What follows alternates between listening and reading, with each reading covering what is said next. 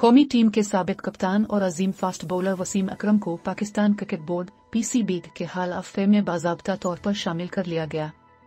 लाहौर में कराची किंग्स और क्वेटा ग्लैडिएटर्स के दरमियान पाकिस्तान सुपर लीग (PSL) के मैच के आगाज से कबल West Indian batting legend sir Vivian Richards ने वसीम अकरम को यादगारी कैप और शील्ड पेश की। PCB की जानिब से जारी एलामिया में कहा गया कि वसीम अकरम ने 1984 से 2003 तक अपने इंटरनेशनल करियर के दौरान मजमूई तौर पर 916 विकेटें हासिल की और 6615 रन बनाए। वसीम अकरम PCB के हाल ऑफ फेम में शामिल हवन यूली 8वीं क्रिकेटर हैं। इनसे कबल अब्दुल कादिर, फजल महमूद, हनीफ मोहम्मद, इमरान खान, जावेद मियादाद, वकार यूनस और जहीर अब्बास भी इस फहरिस्त का हिस्सा हैं।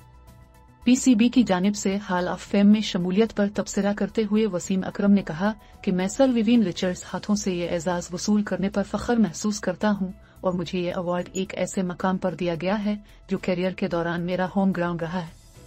वसीम अकरम ने कहा कि 18 साल से जायद अरसे तक पाकिस्तान की नुमाइंदगी करना मेरे लिए एजाज की बात है, जहाँ इस दौरान मैंने 460 इंटरनेशनल मैचेस खेले।